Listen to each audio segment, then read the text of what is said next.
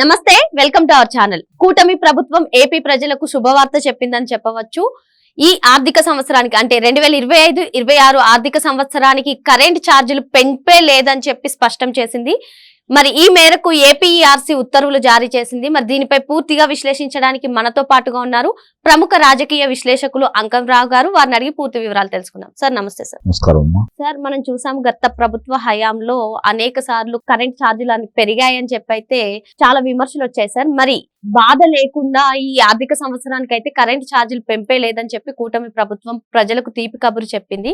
మరి ఇది సాధ్యం అవుతుందంటారా? ఇది నిజంగానే అసలు కరెంట్ ఛార్జీలు పెరగవంటారా? దీనిపై మీ అభిప్రాయం ఏంటి సార్? నిస్సందేహంగా సాధ్యమేనమ్మా.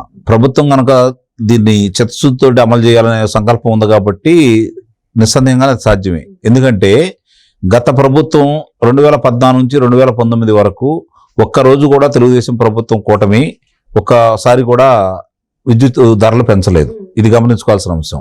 మరి 2019 నుంచి 2024 వరకు 9 పర్యాయాలు విద్యుత్ ధరలు పెంచారు. మరి 35,000 కోట్ల పైన ప్రజల దగ్గర నుంచి ముక్కుపిండి వసూలు చేశారు. మరి ముక్కుపిండి వసూలు చేసిన వాళ్ళు ఎందుకు అంత ధనాన్ని అదనంగా వాళ్ళ దగ్గర నుంచి తీసుకోవాల్సి వచ్చింది? ఈ రోజు వరకు కూడా వివరణ లేదు. వాళ్ళు అంతకుముందు పీపీఎల్కి సంబంధించి ఒప్పందాలను రద్దు చేసుకున్నారు. అది కేంద్రం కూడా మొత్తుకుంది, మీరు అలా చెయ్యొద్దు, ఇది మంచి పద్ధతి కాదు, విదేశాలకు సంబంధించిన వాళ్ళు కూడా ఉన్నారు దీంట్లో, మనకు చెడ్డ పేరు వస్తుందని చెప్పినా కూడా వీళ్ళు ఒప్పుకోకుండా వాటిని రద్దు చేయడం కూడా జరిగింది. దానివల్ల అంటే ఏదన్నా చెయ్యాలి అంటే ప్రణాళిక లోపం. ప్రణాళిక వీళ్ళకి లేదు. ప్రజలకు ఏది మేలు జరుగుతుందో తెలియదు.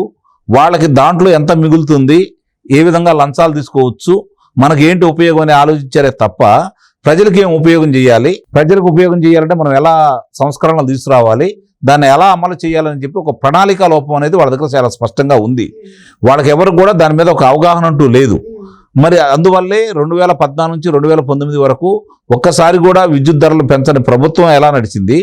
మరి వీళ్ళు వచ్చిన తర్వాత ఇంకా ఇంత బకాయిలు ఎందుకున్నాయి? ఇంత విధంగా ప్రజల దగ్గర నుంచి వసూలు చేశారు. మరి ఎందుకున్నాయి అంటే కళ్ళ ముందు కనపడుతుంటే స్వయంగా వాళ్లే చెప్పారు, 19 రూపాయలు పైన పెట్టి మేము కొనాల్సి వచ్చిందని చెప్పని.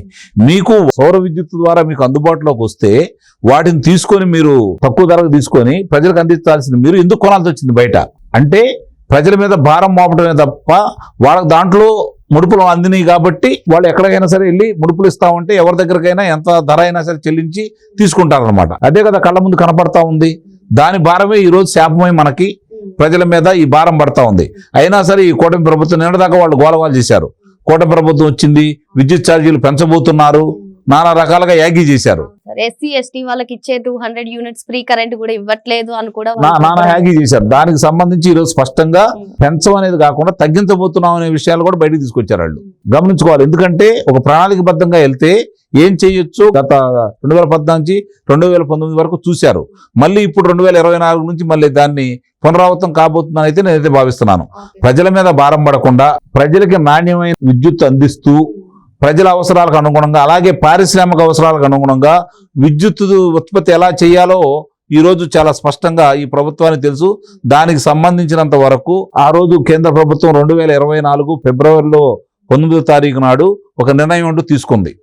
ఏంటంటే అది ఆ రోజు ప్రధానమంత్రి గారు ప్రకటించినటువంటి 75,021 కోట్ల రూపాయలు గృహాల మీదే సౌర విద్యుత్తుని వినియోగించుకునే వాళ్ళకి రాయితీలతో కూడినటువంటి ప్రోత్సాహకాలు ఇస్తామని చెప్పని వాళ్ళు చెప్పిన విధంగానే ఈరోజు 1 కిలో విద్యుత్తుని ఉత్పత్తి చేస్తే 1 కిలోవాట్ విద్యుత్తుని ఉత్పత్తి చేస్తే 30,000 రాయితీ ఇస్తామని, అలాగే 2 కిలోలు చేస్తే 60,000 రాయితీలు ఇస్తామని, 3 కిలోలు చేస్తే 78,000 రాయితీలు ఇస్తామని, అది కూడా ఎలాంటి సిఫార్సులతో సంబంధం లేకుండా ప్రజలందరికీ వాళ్ళు ప్రభుత్వానికి గనక అభ్యర్థన పెట్టుకుంటే వాళ్లే వచ్చి పరిశీలించి ఆ గృహాలు మిద్దెలు ఏవైతే ఉన్నాయో సామర్థ్యంతో గుర్తించేసి ఆ విధంగా రాయితీలు ఇచ్చే విధంగా దాన్ని తీసుకురావడం కూడా జరిగింది.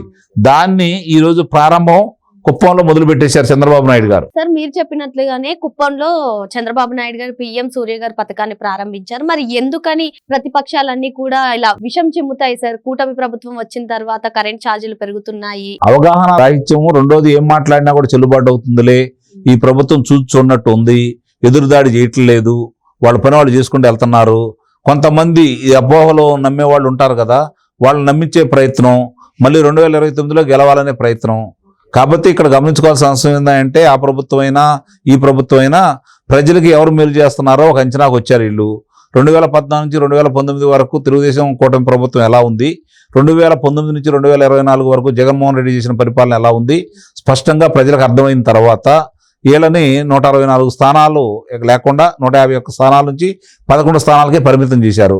రాజధాని లేని ఉదంతం ఒకటి, ప్రజల మీద భారం మోపిన ఉదంతం ఒకటి ప్రజలకు క్షుణ్ణంగా గమనించారు కాబట్టి చాలా స్పష్టంగా వాళ్ళకి ఇంటికి పంపించడం కూడా జరిగింది. కాబట్టి ఎట్టి పరిస్థితుల్లో కూడా వాళ్ళు ఎన్ని తలకిందులుగా తపస్సు చేసినా, వీళ్ళు మీద ఎన్ని అభియోగాలు మోపినా వాళ్ళకి మళ్ళీ తిరిగి అధికారం అప్పచెప్పరు. ఎందుకంటే వాళ్ళు భయపెట్టారు జనాల్ని, బాధ పెట్టారు జనాల్ని. కళ్ళలో కూడా వైఎస్ఆర్సీపీ పేరు కనుక వినపడితే ఉలిక్కిపడి లేచేలా చేశారు వాళ్ళు. కాబట్టి ప్రజలు తిరిగి మళ్ళీ వాళ్ళు ఏం చేసినా కూడా ఆ పార్టీకి కానీ ఆ వ్యక్తులకు కానీ అధికారం అప్పచెప్పే ప్రశ్న అయితే ఉండదు అని చెప్పని ఈ కూటమి ప్రభుత్వం కూడా దాన్ని అలసుగా తీసుకోకుండా జరుగుతున్న లోపాలు ఏమైనా ఉంటే గమనించుకొని ఎవరైనా చెబితే దాన్ని దృష్టిలో పెట్టుకొని సవరించుకొని ముందుకు గనక వెళ్తే ప్రజలు ఈ కూటమి అవసరం ఏందో ప్రజలు గుర్తించారు.